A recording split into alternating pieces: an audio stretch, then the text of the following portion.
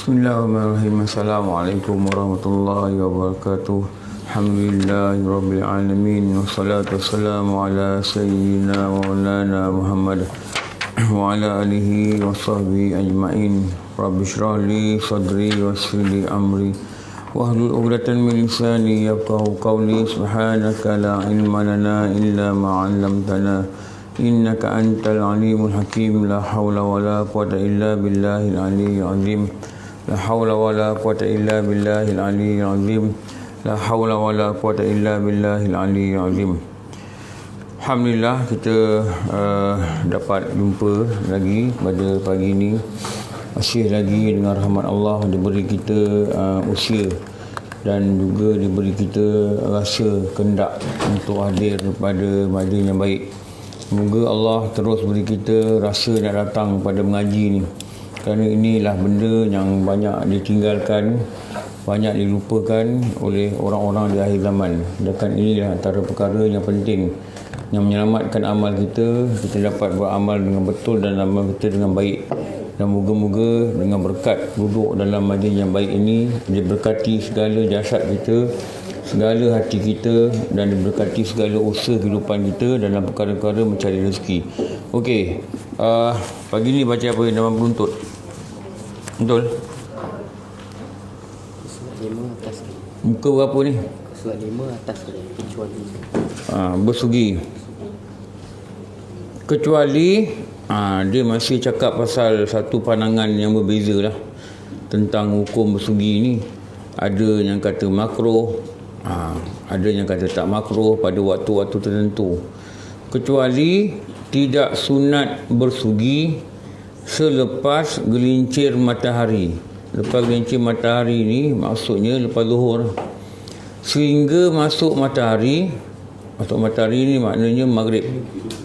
Bagi orang yang berpuasa malahan makruh ia bersugi pada masa itu, sama ada dia puasa fardu atau dia puasa sunat. Lepas zuhur sampai maghrib, ini pendapat ni kata makruh. Ini pendapat kebanyakan ulama berpegang kepada hadis daripada Bukhari. Luhulu famis saimi atyabu indallahi min rihil mis, bahawa bau mulut orang yang berpuasa lebih wangi di sisi Allah daripada bau minyak wangi kasturi. Dalam hadis yang lain ada membayangkan bahawa bau mulut yang dimaksudkan ialah bau mulut sebelah petang. Mafhum ni maksud apa? Mafhum ni maksudnya mengambil faham. Mafhum ni maksudnya mengambil faham daripada perkataan sebelumnya. Mafhumnya, kalau sudah bau itu wangi, eloklah dikekalkan dan jangan dihilangkan. Itu nama mafhum. Kita ada baca hadis, orang tulis mafhumnya maknanya mengambil faham daripada hadis ni. Inilah terjemahan dia. Tu dia tulis terjemahan tu. Tetapi Imam Nawawi berpendapat tidak makruh. Ni pendapat tu lagi ni. Bagi orang yang berpuasa bersugi, sama ada sebelah petang atau pagi atau sebelah petang. Kerana dalam hadis itu memuji orang yang berpuasa saja, tidak menunjukkan kepada tegahan. Jadi ulama ni buat kesimpulan, tuan guru ni pengarang kitab buat kesimpulan, barang siapa hendak bersugi di sebelah petang lepas zuhur dalam masa berpuasa, eloklah ia berpegang kepada pendapat Imam Nawawi itu. Tu dia punya pendapat lah. Kalau kita masih rasa nak sugilah. Sebab ada Imam Nawawi kata dia tak makruh. Tak makruh. Jadi bulan puasa ni, kalau kita pakai ubat gigi, kita kena hati-hati. Kenapa? Kalau kita koma tak bersih, tak habis, kita telan ubat gigi tu, tu batal puasa. Kalau dalam semayang kita telan, batal semayang, batal puasa. Tu yang terbaik tu pakai kayu sugi. Kayu sugi ni tak ada pakai, jarang orang pakai ubat gigi. Tak pernah dengar orang pakai ubat gigi. Jadi dia elok beli yang besar sikit lah. Saya tunjuk contoh ni. Elok beli yang dalam ni. dalam plastik. Sebab dia lembut sikit banding beli yang kalau kita pergi umrah kan, dia dijual satu ni, dia jual kadang-kadang 10 rial, kadang 8 rial, 5 rial pun ada. Yang tu keras. Kalau gusi kita ni jenis yang sensitif, gusi kita boleh berdarah. Jadi beli yang ni siapa punya ni? Ni pun okey lah. Tengok dia boleh lentur lah. Dia lentur ni sebab dia basah. Dalam dia basah. Jadi dia kompres ni, dia tahan lama ni. Tahan lama. Jadi cara nak tahu tak cara nak buat macam mana? Tahu tak? Tak tahu saya tunjuk. Ini kira dah potong lah. Ini sebenarnya ranting kayu ni. Ranting kayu. Ni asalnya dalam ni lah. Satu hari saya balik haji, saya beli kotak. Tu yang ada lagi kat rumah tu. Asal dia gini lah. Dia bila dia kompres gini, dia lebih tahan lah. Sama macam ni, dia tak ada bawa ni. Dia rapat gini. Lepas tu kita potong lah. Kita potong bulat. Ini bukan rancangan masakan Kita buat lain gitu je. Lepas tu kita potong lah. Kalau yang besar ni dia mudah nampak. Kita potong gitu. Kita potong ikut bulatan tu. Dia kulit ni potong. Kita potong sampai habis kulit-kulit ni. Ikut.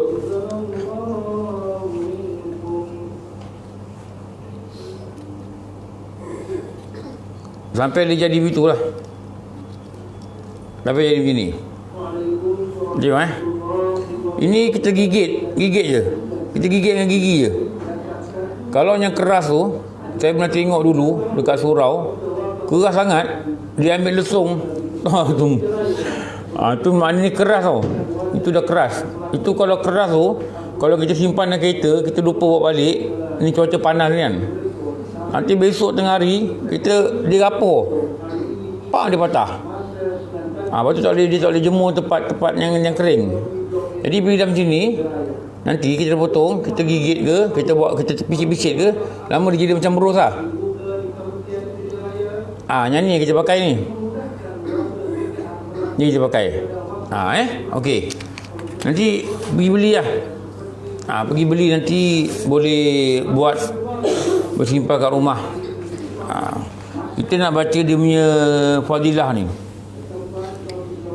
Jadi nak sugi lepas zuhur pun tak apa, sebelum zuhur pun tak apa.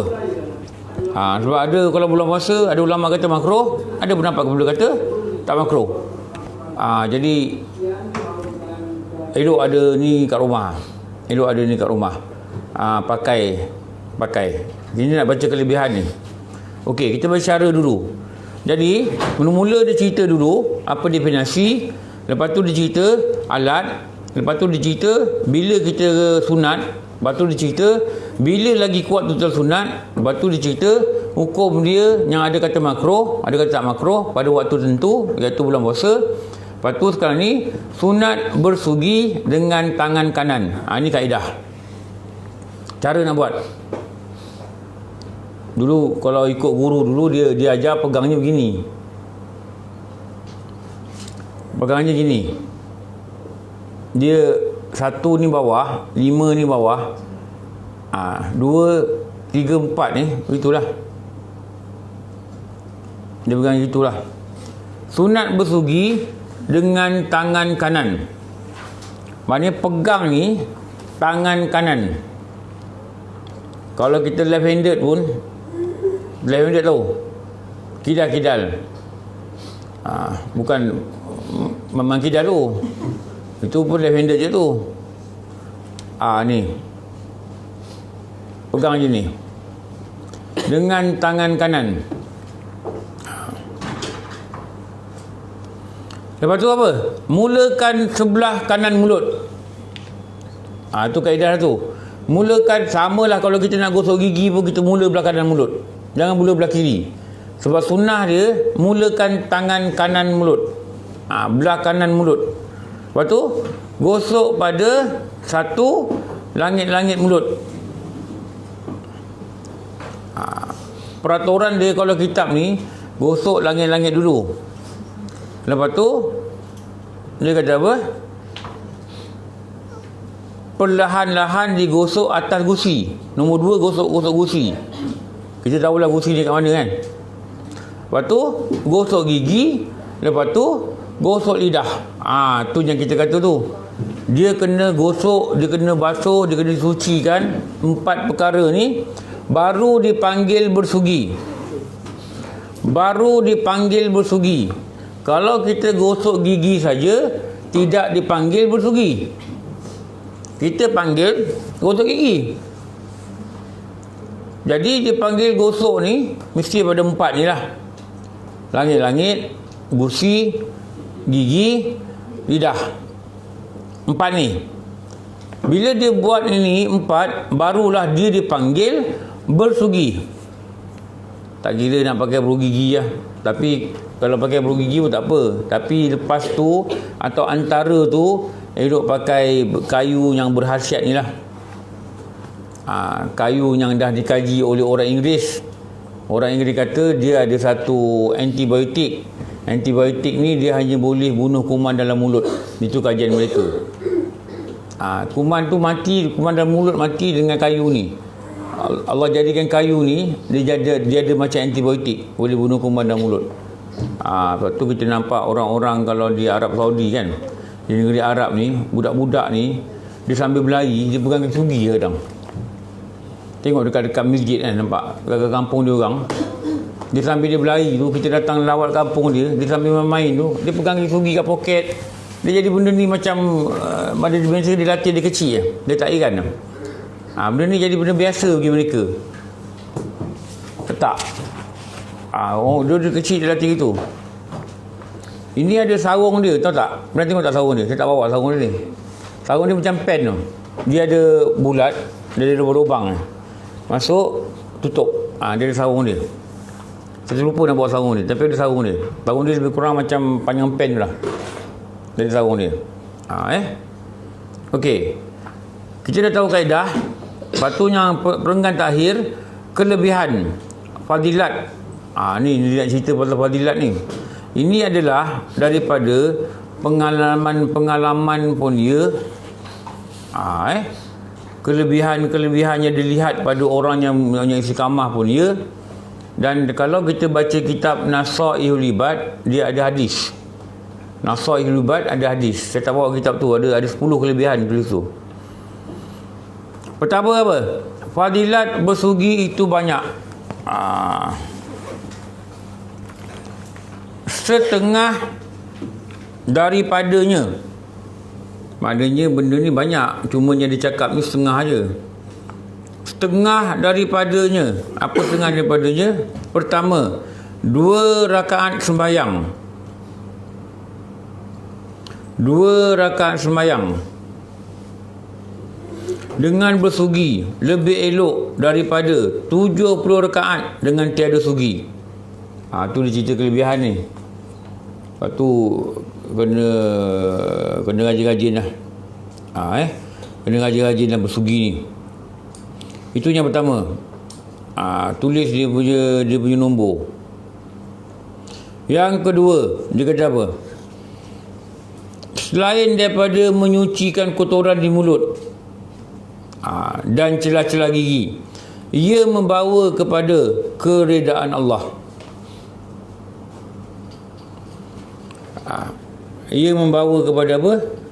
Redanya Allah. Redanya Allah. Jadi antara cara ni, apa reda Allah ni, dia kata kena rajinlah bersugi. Dulu ada budak pondok lah, budak pondok Perak sana, terkenal dengan budak ni. Adalah 4-5 kali jumpa dah, dalam pengajian lah jumpa. Dia tunjuk dalam Facebook, dia buat macam ni. Dia ada post satu benda dalam Facebook, dia buat macam ni. Dia kata hanya sebatang kayu, dan inilah usaha untuk mendapat redha Allah. Dia buat gitu. Sebab apa? Dalam kitab dia cakap hanya sebatang kayu, tetapi usahaku mendapat redha Allah. Sebatang kayu je ni. Lepas tu alat-alat yang boleh mendekatkan kita dengan Allah, kita kena bawa lah dalam kehidupan kita kan. Kayu sugi ke, tasbih ke, mesti ada kat kita. Sebab apa? Tu alat. Tu Abu Yazid Bistami dia wajibkan siapa nak belajar dengan dia, anak-anak murid dia mesti bawa tasbih. Sekarang ni lagi canggih lah. Tasbih digital ada kan, tasbih yang macam biasa tu ada, mesti bawa tasbih. Dia kata siapa nak belajar dengan aku mesti bawa tasbih. Jadi anak-anak murid dia tanya, anak-anak murid tanya, kenapa tuan guru suruh kami bawa tasbih? Dia kata, kenapa engkau nak buang satu perkara, satu alat yang boleh mengingatkan engkau menyebut nama Tuhanmu? Betul? Kalau kita pegang tasbih, tak ada lagi orang pegang tasbih sambil mengumpat, tak ada lagi lah rasanya. Tak ada lagi lah rasanya. Kalau ada mungkin tak berapa waras lah. Kena dibantu, dihantar di psikiatrik ke. Suruh admin buat refer letter. Ni ada benda tak kena. Kalau orang pegang tasbih, selalunya dia akan berzikir. Pada adatnya gitulah. Jadi kalau kita biasakan pegang tasbih, masalah dia sekarang ni, masalah dia sebenarnya kita malu nak pegang tasbih. Betul tak? Kita bagi alasan nanti riak. Kita pakai handphone canggih-canggih, kita pakai baju yang cantik, kita pakai tudung yang cantik, kita tak cakap, tak nak lah pakai tudung cantik, tudung biasa dah lah, nanti riak. Tak cakap. Betul tak? Kita pakai jam mahal, kita tak cakap, jam mahal orang tengok nanti riak. Tak cakap. Tapi kita bukan tasbih, kita boleh kata nanti riak. Ni masalah ni. Kau nak pegang-pegang aje. Jangan peduli. Orang nak kata riak tu dia pasal lah. Betul tak? Mana boleh tahan mulut orang. Pegang tasbih. Pegang apa-apalah, tasbih counter ke apa ke, tasbih digital ke, pergi belilah. Pergi beli. Nanti kita boleh istiqamahkan satu bilangan. Satu bilangan zikir. Ada yang sekarang ni boleh pakai kat jari, tahu tak tasbih tu? Dia boleh pakai kat jari kan.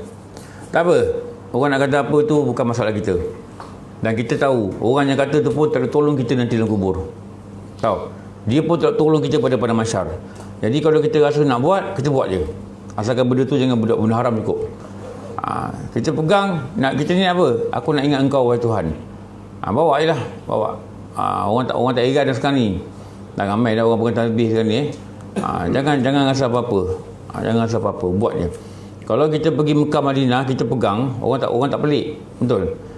Saya nampak mutawif tu sambil tunggu orang turun hotel. Kadang-kadang dia orang pegang tasbih.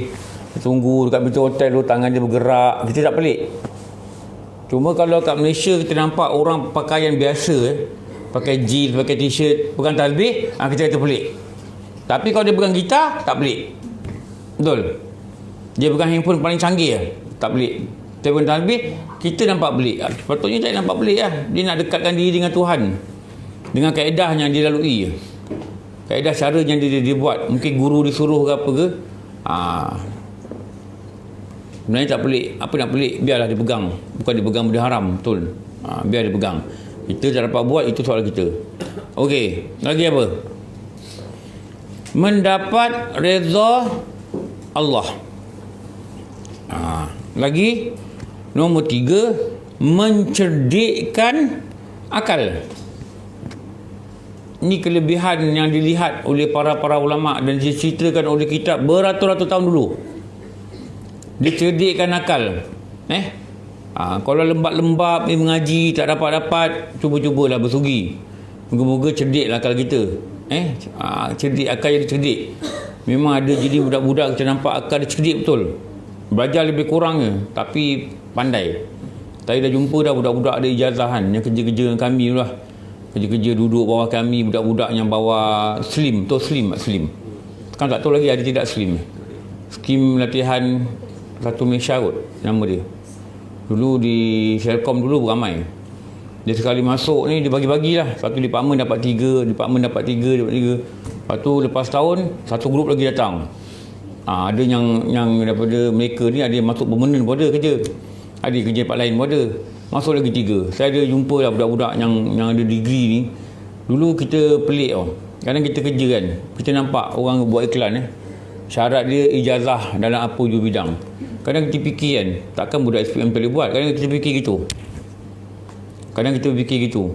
Tapi bila dia dah kerja baru kita tahu tau.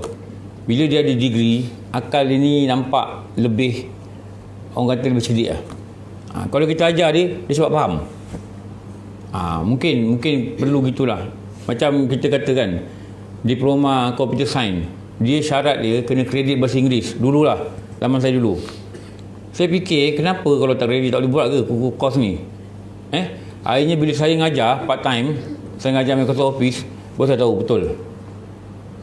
betul memang kena ada kredit dalam SPM. Kenapa? Dia punya command ni bahasa Inggeris. Baru saya nampak tau. Sebab saya pernah ajar orang yang Inggeris dia teruk lah, kena cakap gitulah. Saya pernah ajar golongan ustaz lah, Bilal masjid yang Inggeris tak bagus, memang payah sikit.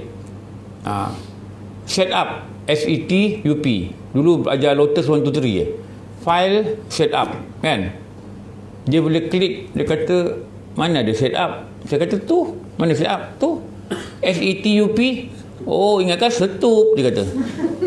Ni saya dah alami, baru saya faham memang kena ada kredit bahasa Inggeris. Kalau set up panggil setup tak kepayah. Biji macam cerita primary, oh ingatkan buaya, dia kata. Alif ya mim ayam, ingatkan buaya selap sebiji suara je tu. Baru kita tahu. Sama-sama juga dia akal ni, dia memang Allah jadikan baik. Baik. Ada juga yang Allah jadikan, Allah tak beri hidayah pada akal dia, menyebabkan dia tak berapa waras lah. Tak berapa waras. Semalam saya ngajar kelas duha pukul 8.30 sampai 10.30. Ada satu surau lah kan. Saya tengah ngajar sampai pukul 8.30, 9.30, 9.30 buka kitab, tukar kitab tauhid. Dalam pukul 10 tu kita belajar kalimah la ilaha illallah, begitu. Silibus sampai situ. Allah yang menggerakkan, Allah kan ada 13 makna la ilaha illallah tu dalam kitab tauhid ni. Perkara nafi, kalimah nafi kan dia tu. Tulis lah. Saya nampak ada seorang lelaki masuk, dia pakai beg. Beg yang orang bawa laptop tu. Dia bawa beg. Lepas tu ada name tag.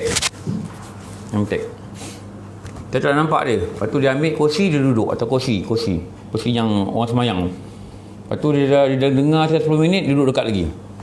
Saya pun diam kan. Saya tak ingat apa-apa kan. Dia tak nampak dia duduk je ni.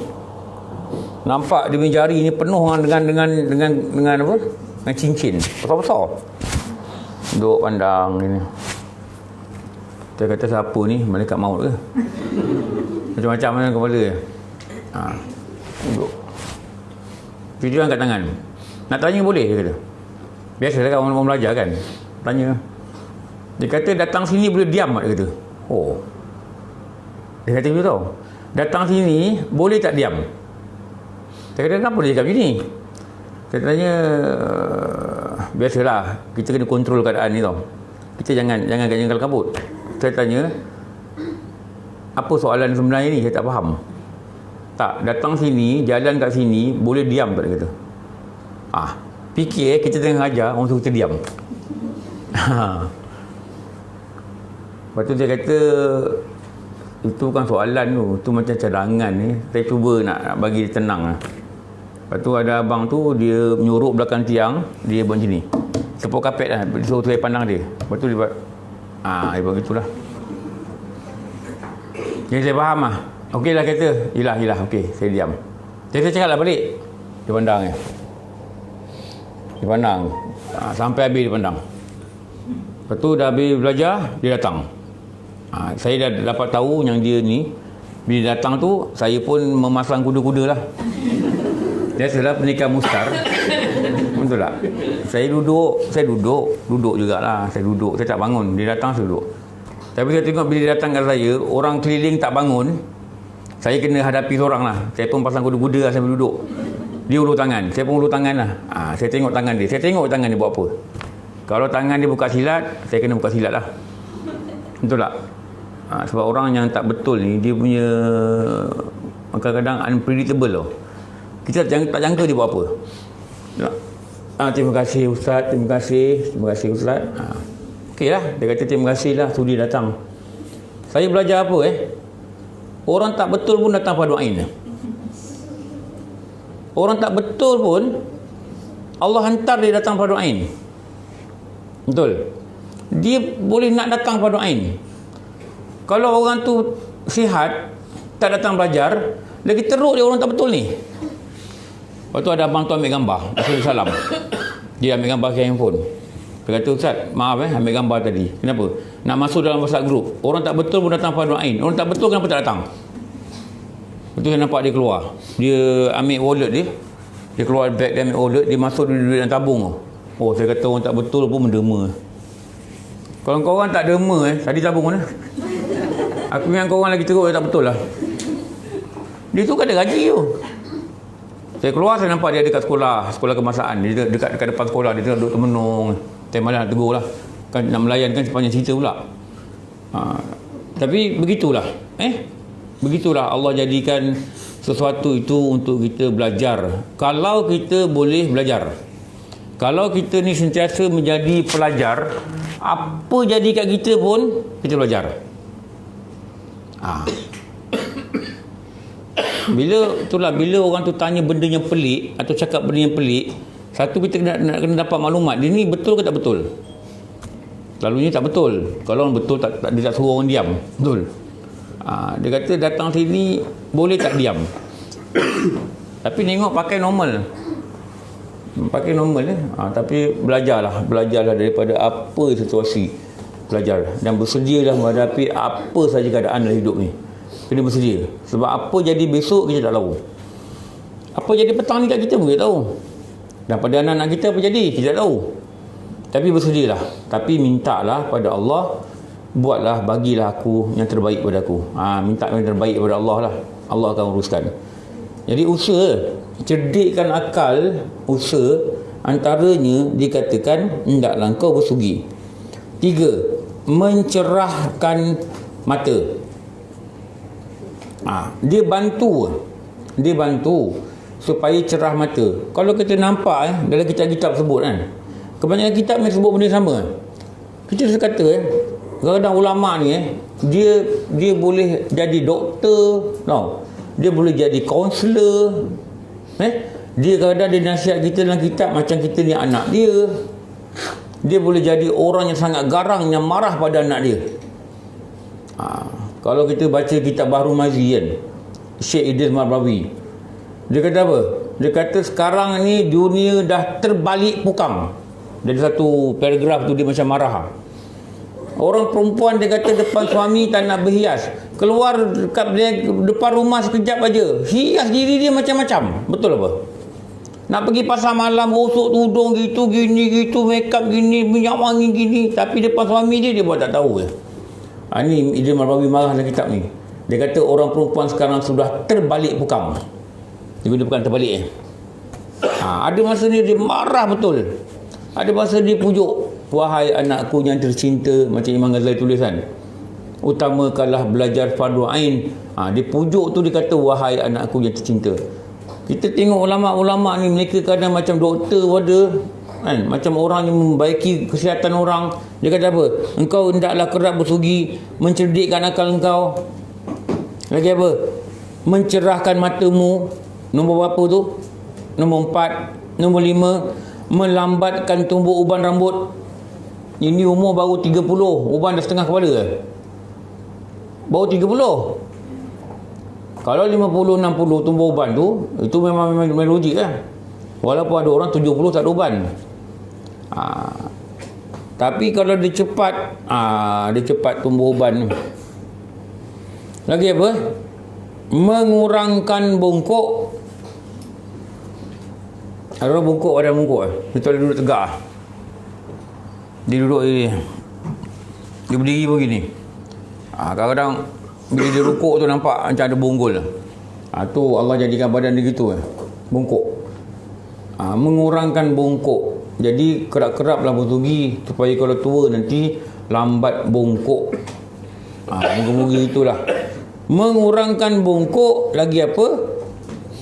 Nombor berapa? 1, 2, 3, 4, 5, Nombor 7 apa? Mengurangkan sakit pinggang. Tak payah pergi spa-spa. Tak kurus juga kadang.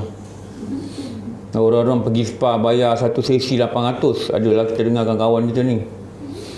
Pakai mesin yang tak apa mesin. Lepas tu pergi pula apa benda lah, mandi bunga, letak batu pula kat belakang. Kita tengok gambar-gambar lah orang-orang dah spa ni. Lepas tu pakai mesin pula, dia taruhnya dekat punggung, dia goyangnya punggung tu. Agaknya nak jatuhkan lemak ke tak tahulah benda. Kita tengok tak kurang mana pun. Mengurangkan sakit pinggang. Mudah-mudahan dengan berkat guru-guru ni, dengan amalan yang Allah redha ni, dengan sunnahnya Rasulullah suruh ni, yang sampai Rasulullah kata apa, kalau tidak aku bimbang membebankan umatku, aku akan wajibkan umat aku bersugi. Sampai peringkat tu. Tuntutan dia sampai peringkat tu. Rasulullah kata kalau tak bimbangkan menyusahkan umat aku akan minta Allah wajibkan bersugi daripada mereka. Jadi ada tuntutan yang kuat lah. Kita kena usahalah macam mana untuk dapat buat. Lagi apa? Menggandakan pahala. 1, 2, 3, 4, 5. Berapa tu? 8. Menggandakan pahala. Orang baca Quran dia tak sugi. Orang baca Quran sugi dulu, dia gandakan pahala lah. Dia gandakan pahala. Orang semayang tak sugi, orang semayang dengan bersugi, pahala dia tak sama, dia gandakan pahala. Nombor 9, dan mengingatkan 2 kalimah syahadah ketika hendak mati. Jadi rajin-rajin bersugi. Rajin-rajin bersugi lah. Moga-moga dia akan memudahkan kita. Satu hari nanti, ada satu waktu, pastilah benda ni akan berlaku. Allah akan hantar malaikat penugas dia, tu nama dia Malakul Maut. Apa tugas dia? Dia akan keluarkan roh daripada badan kita. Moga-moga dengan berkat kita bersugi ni, selalu kita bersugi ni, maka dapatlah kita fadilah seperti yang diceritakan dalam kitab-kitab tua oleh tuan-tuan guru yang lama-lama. Mereka bercakap daripada pengalaman mereka. Ada juga yang mengambil daripada hadis. Jadi mereka dah tulis benda ni dalam kitab. Kita usahakan dengan jalan usaha ni, moga-moga dengan rahmat Allah Ta'ala izinkan kita waktu nak mati ingat ni 2 kalimah syahadat ni. Kurang-kurangnya dia berkata la ilaha illallah. Kurang-kurangnya dia berkata gitu. Rasulullah kata dalam kitab Sabilal Muhtadin, dalam hadis tu dia kata apa? Orang yang akhir kalimah dia la ilaha illallah, Rasulullah kata dakhalal jannah, dia akan masuk syurga. Lepas tu kalau kita ada orang mati depan kita, depan kita ajar dia dekat telinga dia, bisik kat telinga dia la ilaha illallah. Kalau kita bisik 2 kali, dia diam, kita rehat sekejap. Sebab dia tengah kelam kabut sebenarnya tu, dengan alam dia. Lepas tu kita bisik lagi. Kalau dia dah kata la ilaha illallah, kita jangan ulang-ulang lagi. Kita biar je. Biarkan dia. Katakanlah dia dah kata dalam kitab Sabilal Muhtadin kata, kalau dia dah kata la ilaha illallah, lepas tu dia ada cakap benda yang zikir. Dia kata ya Allah, ya Allah. Biarkan. Tapi kalau dia cakap benda lain daripada zikir, kita sunat ajar balik. Katakanlah dia cakap ya Allah, dia kata mana dah sampai ke belum? Waktu tu, lepas tu kita kena ajar balik la ilaha illallah. Kenapa? Akhir kalimah dia bukan zikir, bukan la ilaha illallah, tapi anak aku dah sampai ke belum? Tu akhir kalimah dia nanti. Dia mungkin dia teringat anak dia. Orang nak mati ni macam-macam. Yang kita tak tahu apa benda situasi dia nampak. Kan? Ada yang nampak buku amal dia, ada yang nampak tempat yang nak pergi macam mana. Ada yang nampak dia lihatkan dosa-dosa di sepanjang di atas dunia. Ada yang nampakkan dosa ni tak terampun. Tu sangat mengerikan. Jadi kekalutan ni lah. Syaitan pula datang berbondong-bondong, cuba nak sesatkan dia. Ada yang rupa bapak dia, ada yang rupa mak dia, ada yang rupa guru dia. Lepas tu dia dengarkan pula anak-anak dia yang menangis keliling katil dia. Mama, jangan pergi dulu mama, jangan mati mama. Lepas tu kalau kita ada kat situ, kita kena asingkan mereka-mereka yang tak boleh kawal emosi ni, anak dia ke isteri dia ni, Kita kena asingkan, jauhkan daripada orang yang nak mati ni. Takut nanti apa, dulu guru kata apa, takut nanti dia cakap, syaitan dia cakap dengan orang nak mati ni, kau tengok anak kau nangis. Kau dengar tak anak kau nangis kata? Kau dengar tak bini kau meraung kat ujung katil tu? Kau dengar? Kau tak rasa ke Allah tak adil matikan kau? Anak kau kecil lagi. Dia akan kata gitu tau. Dulu guru kata, anak kau kecil lagi, tak patut Allah matikan kau. Dia akan kata gitu dekat orang mati. Bimbang waktu tu lahirlah rasa tak redha pada kematian. Maka tak dapatlah apa yang dikatakan dalam Quran. Ya ayyuhan nafsul mutmainnah irji'i ila rabbiki radiyatam mardiyah. Irji'i ila rabbiki. Irji'i, kembalilah rabbiki, pada Tuhanmu, radiyatam mardiyah. Engkau redha nak pergi dan Allah redha nak terima kau. Fadkhuli fi ibadi wadkhuli jannati. Masuklah engkau dalam syurga, layak engkau jadi hamba. Sebab tu orang-orang yang kita tak boleh kawal emosi ni, kita cuba tenangkan dia. Dan kita boleh-boleh tak boleh tenang je, kita asingkan dia daripada kawasan tu. Suruh dia pergi duduk luar bilik ke apa ke, tenangkan dia lah. Takut syaitan akan ambil kesempatan. Begitulah juga ulama-ulama kata, siapa yang kita tak suka atas muka bumi ni, siapa yang kita marah dengan dia, walaupun kita marah dia ada dengan kita, atau dia marah, kita marah dia dulu 3 tahun kita kena kerja tempat, kita geram betul dengan dia. Sekarang ni sebelum ni masa usia dia ni, kita kena maafkan dia. Kenapa? Takut nanti kita tak maafkan dia, syaitan datang rupa dia. Datang rupa orang ni yang kita marah ni. Dia kata, okey, dulu kau tak suka dengan aku, kau tak puas hati dengan aku, sekarang kau nak apa dengan aku? Dia kata. Patutnya waktu tu kita mengingatkan untuk mengucapkan kalimah syahadat ni.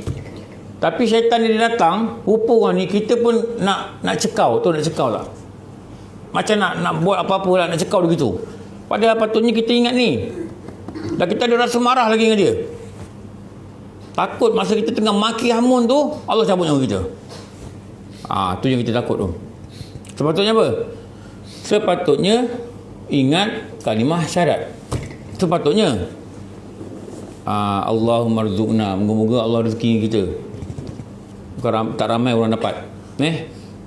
Tak ramai orang dapat.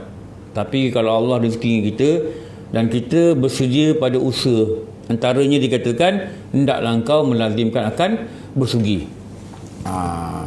Usaha dari kita, beri dari Allah. Lepas tu syukur dari kita, redha daripada Allah. Nampak dia punya proses gitu kan? Usaha dari kita. Kita usaha belajar agama. Beri Allah, Allah beri ilmu. Kita usaha untuk amal, Allah beri izin. Kita usaha faham ikhlas, kita ikhlaskan amal, Allah terima amal kita. Bila kita dapat buat-buat ni, kita syukur.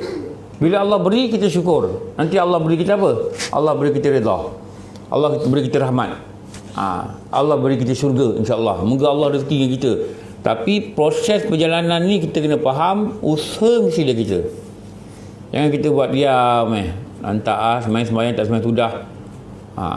Tu yang Rasulullah ni, dia pernah ketuk rumah Aisyah, rumah Fatimah.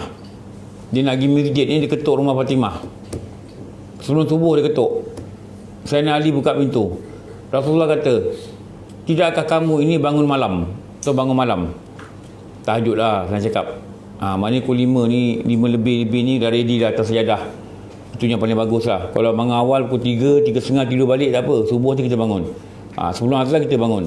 Boleh juga macam Tapi kalau takut terlajak, kita bangunlah awal-awal. Pukul 5, 4.30 tu kita bangun lah. Kita ready lah. Kita buatlah apa-apa. Rasulullah ni pernah ketuk rumah Sayyidina Ali. Dan dia kata apa? Kamu tidak bangun malam ke? Lebih kurang gitu dah bahasa dia. Maka Ali kata, kami ni di bawah apa? Di bawah kekuasaan Allah. Allah jagakan kami, jagalah. Tak jaga, tidaklah. Gitu. Rasulullah berpusing meninggalkan rumah, pintu rumah Sayyidina Ali tu dalam keadaan dia tepuknya peha dia. Dia kata manusia ni suka berbantah-bantah. Dia kata gitu. Maknanya dia suruh usaha. Usaha apa? Niat nak bangun malam, Imam Ghazali ajar siapkan pakaianmu, siapkan tempat wudukmu, dan niatkan kamu nak bangun, nak minta izin dengan Allah. Ya Allah, aku nak jumpa kau pukul 4. Buat appointment lah, buat appointment. Macam buat appointment Aku nak jumpa kau pukul 4. Banyak benda aku nak cerita dengan kau Tuhan. Jangan ada masalah baru bangun. Tak ada masalah 6.30 baru bangun. Oh, ni biadab Ni biadab Jadi Allah ni dia bukan buat Allah Tuhan dia. Dia buat Allah ni tempat dia minta. Kalau dia dah okey, dia tak bangun. Ni tak bagus lah macam ni. Bila senang, dia lupa. Bila payah, anak dia dah masuk ICU, dah 50-50, baru dia nak bangun. Ini bukan kata salah, tak salah lah, bangunlah. Siapa larang bangun. Tapi nampak sangat kita ni hanya memerlukan Allah waktu kecemasan. Ini tak bagus lah. Senang ke, susah ke, dalam hati kita adalah Allah. Lagi senang, lagi ingat Allah. Kenapa? Nikmat dia yang sangat melimpah ruah. Tu faham itulah, betul fahaman kita. Okey. Sekiranya seseorang itu tidak terdaya hendak bersugi di masa-masa yang tersebut itu. Apa tersebut itu? Tu muka surat 4 tu. Nak tidur, nak ambil semayang, nak baca hadis, nak berzikir, nak masuk Kaabah, nak masuk rumah lepas berjalan. Ketiga, hendak bersubuh. Ketiga, perut lapar dan perut rasa dahaga. Tak kalau hendak mati. Tak dapat buat masa-masa tu. Hendaklah ia bersugi sekurang-kurangnya sekali sehari semalam. Sekali sehari semalam. Tu saya cadanglah. Pergi cari, pergi beli, simpan kat rumah. Belajar-belajarlah pakai kayu sugi. Bro gigi macam biasa, ubat gigi pakai tak apa. Tak ada masalah. Cuma ubat gigi ni carilah orang-orang Muslim yang buat. Jangan bangga dengan produk bukan Muslim. Ada orang dia bangga produk bukan Muslim. Kita tak tahu kebersihan dia, kita tak tahu, tak yakin suci dia. Cuba belajar guna produk Muslim. Belajarlah beli dengan orang-orang Islam, berniaga dengan orang Islam. Apa-apa kekurangan dia kita maafkan je lah. Ada orang kata tak nak berurusan dengan orang Islam macam gini. Tak. Itu kelemahan individu dia, bukan kelemahan pada Islam sendiri. Tak. Islam ni dia agama yang sempurna. Innallah, sungguhnya di sisi Allah itu, apa ayat tu? Inna dina innallah Islam. Di sisi Allah agama itu hanya Islam. Jadi kalau ada kelemahan tu adalah kelemahan individu orang tu tau, bukan kelemahan Islam tu. Macam orang katalah kan, orang pakai gini begini, pakai gini begini, betul tak? Bukan masalah pakai tu, masalah diri dia. Diri dia, bukan masalah pakai tu. Pakai ni satu benda lain. Diri ni benda lain. Kita jangan label begitu, tu yang bahaya tu. Sekiranya seorang tidak terdaya hendak bersugi di masa tersebut itu, hendaklah ia bersugi sekurang-kurangnya sehari semalam. Itulah cerita bersugi. Pandaikan beli lah. Mutadah beli kat mana? Balik umrah ni. Banyak ni di masjid. Tapi kalau kedai-kedai barang umrah ni selalu dia jual yang dah terbuka. Dia yang dah terbuka tau. Dah terbuka ni dia keras lah. Dia keras. Kadang-kadang kita punya gusi boleh berdarah pun boleh juga. Lepas tu beli yang saya kata dia dia boleh lentur je ni. Dia dalam ni basah ni.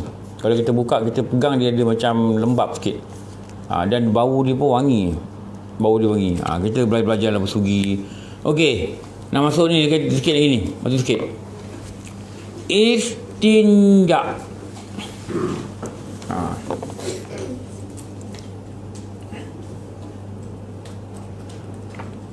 Saya sebenarnya nak catat nota ni apa dalam kitab Nafsa Ribat ni ada kelebihan bersugi. Tapi kitab tu saya tak bawa pula dalam kereta. Ada hadis 10 fadilat bersugi. Nanti saya cuba cari dalam ni.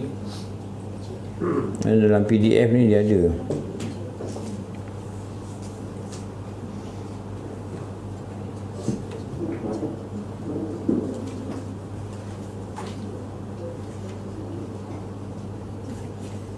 ada e-book ni.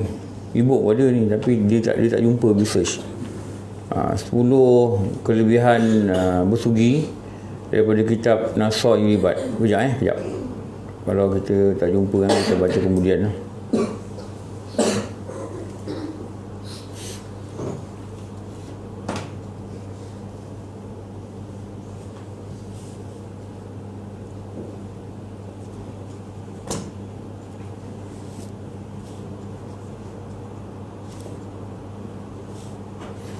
Kemudian tak jumpa. Istinja itu bahasa Arab. Istinja ni bahasa Arab. Asal makna istinja itu melepaskan diri. Ini dari segi bahasa ni. Maknanya ini terjemah dari segi bahasa, melepaskan diri daripada benda yang mengganggu atau berasa geli atau benda yang merunsingkan. Maksudnya, maknanya dari segi istilah, bila kita cakap istinja ni, dari segi istilah bahasa kita ni dipanggil bercebok. Istinja ni hanya basuh kemaluan lepas buang air kecil air besar. Kalau kita basuh darah kat tangan, kita kena tai kucing kat kaki, kita basuh, itu tak panggil istinja. Itu hanya panggil basuh tempat kena najis. Istinja ni hanya dikatakan bila orang itu buang besar buang kecil, dia basuh kemaluan itu nama dia istinja. Okey. Perenggan pertama tu menerangkan mana? Faham struktur dia tu. Kitab-kitab ni ada struktur dia, struktur yang kita kena faham. Perenggan pertama menerangkan apa makna dia, apa makna daripada bahasa, apa makna dari segi istilah. Okey. Perenggan kedua menerangkan hukum. Hukum mula. Hukumnya wajib. Wajib ni apa? Wajib pada syarak. Kalau tak buat, dia jadi berdosa. Itu nama wajib. Wajib pada syarak. Ada wajib pada akal, ada wajib pada adat. Ini wajib pada syarak. Dengan sebab kencing atau berak. Ni tak ada buang yang besar tak main ni. Pergi mana? Washroom. Tak cakap. Pergi mana? Jamban. Macam tu. Tak ada main washroom. Ada panggil apa? WC. Kalau kat Indonesia dia banyak pakai WC. Ada orang pakai apa? Washroom, WC, restroom. Ada orang pakai restroom kan? Tinggalkan bilik rehat, pergi tandas. Masuk jamban. Agaknya orang berak ni orang berehat kot. Lepas tu orang panggil restroom. Orang panggil washroom. Orang panggil tandas. Dia macam-macam bahasa yang sopan lah. Macam tolak bahasa yang sopan lah. Kalau sini dia kata apa? Dengan sebab kencing atau berak. Senang. Senang. Dulu saya pernah telefon kawan ni. Waktu tu zaman tak ada handphone. Handphone tak ada sangat lah. Handphone ni yang saya ingat dulu 89 90 lah, 90. Lepas tu Celcom baru keluar analog punya handphone kan. Boleh SMS, boleh call. Sebelum tu tak ada. 88, 87 saya kerja 85, 86 ada supplier yang company kami ni, dia pakai handphone. Handphone dia macam bag. Macam bag. Dia kotak. Dulu ROC yang keluar lah, antara company pertama kat Malaysia ni, Ray on Corners. Masa tu harga dia 9,980. 9,980 harga. Kalau bunyi satu komplek dengar. Tret begitu bunyi dia tau. Ingat tak handphone tu? Lepas tu ada supplier ni beberapa bulan lepas tu. Masa tu kalau kita tengok kita merge, ada handphone dalam kita. Kan? Dia letak tengah-tengah tu. Wah, dulu siapa ada handphone dalam kita kira orang kaya lah, nak cakap lah. Harga handphone dah RM10,000. Lepas tu tiba-tiba ada satu supplier ni, dia balik dari London, dia bawa handphone besar ni tau. Kalau baling anjing meninggal muka tu. Wah, kita orang punya kerumun macam orang pelik lah muka tu. Dia pun tunjuk lah, ni you punya meja nombor berapa. Tengok saya call. Wah, kita punya kagum masa tu. Lepas tu 2 tahun lepas tu keluar macam-macam. NEC besar ni. handphone 680. Sony handphone NEC tu keluar. Dah lama orang tak heran dah. Sekarang ni kalau yang nak call WhatsApp ni RM60, RM70 dapat dah. Tu tapak tangan kan. Zaman tu dia berubah. Zaman tu dia berubah. Lepas tu amalan kita pun makin lama makin berubah. Kita tak tahulah besok mungkin lagi 10 tahun orang boleh bercakap daripada ujung ke ujung pakai suara je. Kita tak tahu. Tak ada alat. Dia pakai satu gelombang yang telinga tu boleh sampai mungkin macam mana orang dulu tak jangka dia boleh tengok muka anak dia dalam handphone, anak dia kat London. Orang dulu tak jangka, betul tak? Orang kata tak mungkin. Sekarang tak ada masalah, 4G, 5G. Kita pergi Netherlands, anak kat rumah telefon pakai internet. Ni tengok muka dia kat rumah. Kita kat Netherlands, dia nampak muka kita. Dia tunjuk, ni tulip, tengah tengok tulip, kita nampak. Orang dulu tak mungkin jangka, tak mungkin. Orang zaman 80-an kalau kita cerita, mungkin orang tak percaya. Tapi sekarang dah ada berlaku dah. Jadi sama jugalah. Macam berak ni bahasa dulu. Yang mungkin orang tak pakai pada majlis-majlis rasmi, betul tak? Kita buat kursus, kita jadi pengacara. Kita akan makan pukul 10, kantin, tempat makan tingkat 2. Siapa nak pergi tandas, kita pergi tandas kan. Nak buang air, dekat tingkat 1, betul tak? Kita cakap, siapa nak berak kat bawah? Dia cakap, nanti orang kata ni pengacara JKR itu dia pakai. Tak pergi kursus, dia kata. Dia cakap berak, dia kata. Betul tak? Tapi kitab dia cakap. Dia cakap air besar, restroom, washroom. Dia tak main. Dia cakap jamban, dia kata gitu. Atau keluar benda yang najis, keadaannya basah. Walaupun keluar itu seperti darah dan sebagainya. Itu hukum wajib. Hukum ni wajib. Lepas tu Rasulullah masuk ke perkuburan. Rasulullah dengar ada 2 kubur sedang disiksa. Rasulullah ni Allah bagi dia mukjizat. Dia boleh dengar orang kubur. Dia dengar orang kubur. Ada kawan saya dia cerita dia ziarah kubur mak dia. Raya lah. Dia bawa anak dia kecil-kecil. Ada satu anak ni nombor 1. Masa tu anak dia nombor 1 6 tahun. Anak ni jalan sorang tengok baca. Budak baru baca kan. Bacalah nama-nama kat nisan ni. Lepas tu dia nak balik dari kubur mak dia. Dia nak pergi panggil anak dia. Masa nak pergi anak dia panggil dia. Dia kata, "Bah, ni tengah kena seksa. Ni tak kena seksa. Ni." Dia boleh terkejut, dia takut tau. Dia kata, "Aku pun takut. Aku pegang dengan aku balik. Waktu dalam perjalanan dia kata, "Bah, ni tengah kena ikat." Allah, dia kata. Kita tak tahulah, wallahu alam. Mungkin Allah lihatkan dia. Kalau budak tu kata dia nampak, kata saya tak tahulah betul tak betul. Tapi mungkin budak ni dia punya imajinasi dia. Mungkin juga kan. Mungkin betul juga.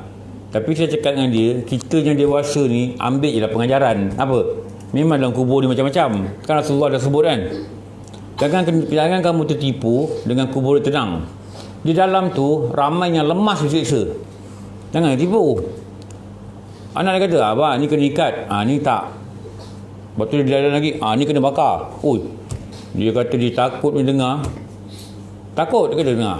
Dia cepat bawa anak dia dah balik. Kamu cakap itu.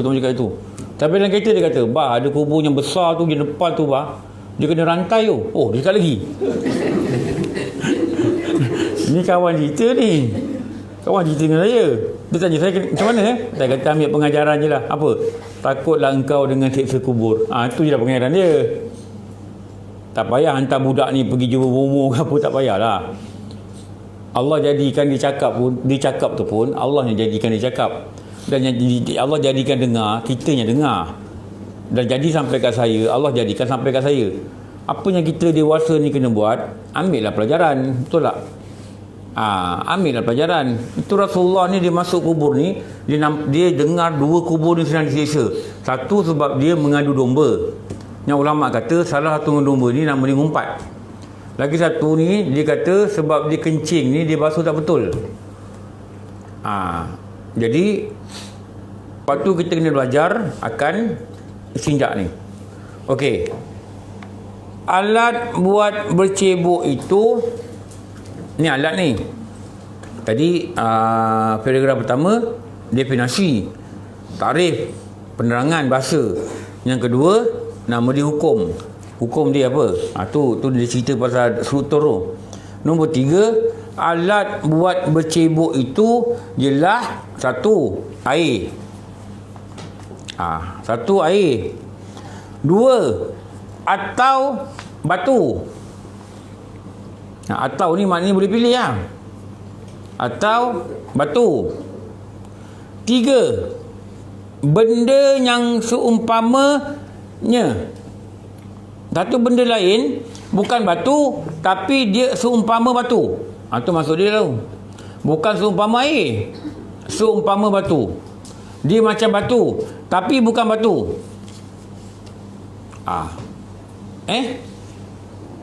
Dengan syarat, kalau kita nak baca gitulah, dengan syarat benda itu beku. Dalam perkataan lain lah, seumpamanya daripada ni apa? Benda tu mesti ada ciri ni apa? Beku. Kalau benda tu kita pegang prum dia hancur. Tak boleh lah. Kita pegang dia lembik. Bukanlah macam batu. Batu ni lembik.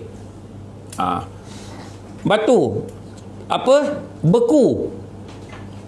Lagi apa? Suci. Benda yang bukan batu ni dia tak boleh benda-benda yang najis. Walaupun dia keras tapi dia najis, tak boleh. Syarat dia suci. Lagi apa? Nombor 3, kasab. Kasab ni apa? Kesat. Mesti dia ada berfungsi untuk menanggalkan najis. Maknanya tak bolehlah benda licin. Plastik tak boleh. Buluh tak boleh. Batu tembikar tak boleh. Itu tembikar, licin ni. Batu tile tu, pergi ambil batu tile tu buat istinja, tak boleh lah sebab dia licin. Jadi dia kena apa? Dia kena beku, dia kena suci, dia kena kesat. Tu syarat dia. Dia dapat syarat tu, jadilah dia benda yang umpama batu. Jadi alat bersuci 3 kan? Satu air, satu batu, nombor 3 benda umpama batu. Tapi benda umpama batu ada syarat. Benda dia kena beku, benda tu tak boleh najis, dan benda tu mesti kesat.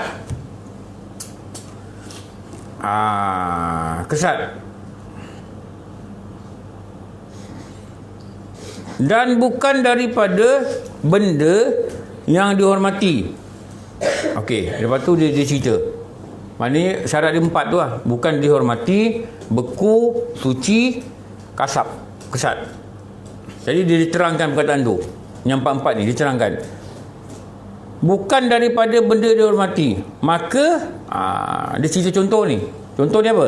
Tidaklah diluluskan benda cair. Ini nak bagi contoh pada benda beku, seperti air mawar dan cuka. Okey.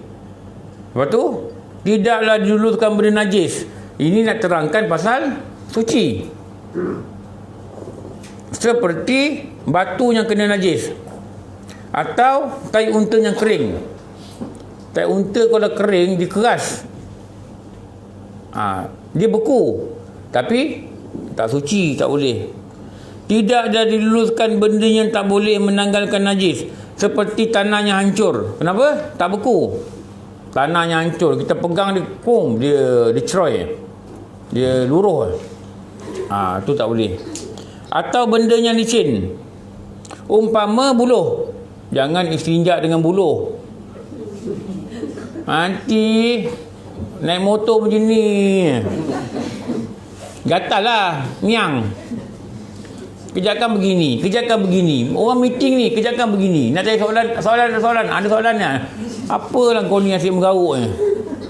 Rupanya malam tadi diistinja dengan buluh. Orang tu datang belajar tak nak. Buluh dia pakai. Dah lah tak sah. Pergi pakai buluh. Buluh tu kan miang. Atau kertas plastik. plastik atau kertas tu, dia ni macam plastik, licin. Tak boleh. Kenapa? Yang syarat dia, yang bukan batu, kena kesat. Yang diterang tu kertas plastik. Dan tidak diluluskan benda yang dihormati, seperti makanan manusia, umpama roti kering. Tak boleh. Ni benda dihormati, makanan. Lepas tu makanan ni tak boleh kita buat benda-benda yang bali-bali. Saya nampak pelawak-pelawak ni kadang-kadang, nampak tak dia buat lawak? Dia berdiri macam ni, dia bercakap. Ada orang akan pakai tangan kat belakang. Tengok tak dia buat lawak? Lawak tu dia buat. Orang putih memang selalu buat ni. Jadi dia akan cakap lah, saya hari ni saya ajar masakan, tapi tangan ni orang belakang. Dia buat lawak lah. Dia ambil telur, dia pecah-pecah, dia lepek kat muka dia, dia baling mi, nampak? Oh, ni tak bagus lah. Balik betul dia pecah-pecahkan telur, dia baling kat orang, dia ambil. Tak boleh begitu. Nak lawak, jangan lawak benda gitulah. Lawak-lawak pakai baju perempuan, jangan. Janganlah. Kita jangan tengok, jangan sama ketawa. Itu perbuatan yang Allah laknat. Bila lelaki menjadi perempuan, perempuan menjadi lelaki. Jangan buatlah gitu. Nak buat lawak-lawak lain lah. Dan jangan buat lawak. Orang pakai serban, lepas tu dilawak-lawakkan. Janganlah. Orang pakai pudar, dilawakkan ni, jangan. Bimbang bimbang jadi benda yang sangat menakutkan. Itu namanya murtad. Bimbang lah, kita bimbang, betul. Jangan masuk-masukkan hal agama dan nak lawak lah. Nanti bersenda tu bimbang, kita bimbang. Kita tak nak begitu. Semua ni kadang-kadang ni dia tak belajar agama ni jadi begitu kadang. Dan dia kata yang tiada menjadi arang. Dan dia kata tidak lulus juga bersuci, istinja ni. Dengan apa? Seperti makanan jin umpama tulang. Kalau tulang ni makanan jin. Siapa suka sop tulang, dia suka sop jin. Tanya dia, kau ni ada keturunan jin ke? Tapi orang makan sop tulang bukan makan tulang kan? Orang makan daging lemak tu. Tak tahu lah kata tulang kau telan kan? Aku tak tahu lah. Itu aku nak belajar tu. Macam gigit tulang boleh putus tu. Ada orang makan dengan tulang. Umpama tulang sekalipun sudah hangus. Ni dulu Allahyarham Tuan Guru Datuk Haji Ahmad Muhammad dulu. Saya belajar dengan dia dulu Sabilan Mustadin dekat Masjid Dubi Awam. Ni tahun berapa 92 93 gitulah. Dia cerita dulu ada budak menangis kan. Saya cerita dulu kan. Budak ni letak atas katil je menangis. Letak atas katil je menangis. Letak katil nangis. Letak katil lain tak menangis. Dalam rumah dia lah. Jadi ustaz ni kata, dia dengar kesian pula. Asyik minta tolong je. Dia pergilah dekat rumah bilik budak tu. Budak pasangan ni baru kahwin. Baru dapat anak baru 3 bulan. Dia kata dia suruh, bukan 3 bulan. Dia ada abang seorang. Abang dia 4 tahun. Dia suruh buka katil ni. Buka katil, angkat tilam. Rupanya bawah tu ada tulang. Anak dia ni makan KFC ke benda tak tahulah. Dia pergi buang tulang dekat sebelah katil. Tulang tu dah termasuk bawah katil. Jadi ustaz ni kata, sebab tu anak kau nangis. Ni jin punya tempat makan. Jadi dia buang tulang tu, dia buang. Sejak tu anak dia letak atas katil tu, tak nangis lah. Dia cerita sendiri yang kami lah. Okay, belajar dengan dia. Lepas tu tulang ni jangan simpan dekat rumah. Nanti jin buat buffet 70 plus. Kalau dia cakap buat buffet tak apa, takut dia kacau, dia ganggu, ada baby dia buat buffet tu buy two free one dia kata. Tulang ni kita buang lah. Jadi ustaz ni pun ambil buang. Buang, dia kata budak tu tak ada nangis lah, dia kata. Tu dia cerita lah dengan kami dulu. Sekalipun sudah hangus dia diluluskan. Okey dia dah lebih masuk ni. Nanti kita sambung lah. Sama bawah dia je cukup. Ada pun makanan binatang seperti rumput kering, umpama kertas tisu harus dibawa bersibuk dengan dia. Tu sebut kertas tisu tu. Sambung situ lah. Lepas tu kita habiskan istinja ni. Lepas istinja ni nanti kita masuk dalam bab adab buang air. InsyaAllah. belajar perlahan-lahan, moga-moga diberi faham pada segala ilmu yang wajib dipelajari. Subhanakallahumma wa bihamdika asyhadu an la ilaha illa anta astaghfiruka wa atubu ilaik. Bismillahirrahmanirrahim. Wal 'asr innal insana lafi khusr illa allazina amanu wa 'amilus solihati tawassaw bil haqqi wa tawassaw bis sabr. Bismillahirrahmanirrahim. Alhamdulillahi rabbil alamin. Wassalatu wassalamu ala sayyidina wa ala Muhammad wa ala alihi washabihi ajmain. Rabbana atina fid dunya hasanah wa fil akhirati hasanah wa qina adzabannar. Wa sallallahu ala sayyidina maulana Muhammad wa ala alihi washabihi wabarakatuh. Walhamdulillahi rabbil alamin. Ampun maaf semua. Wa bi wallahu alam. Assalamualaikum warahmatullahi wabarakatuh.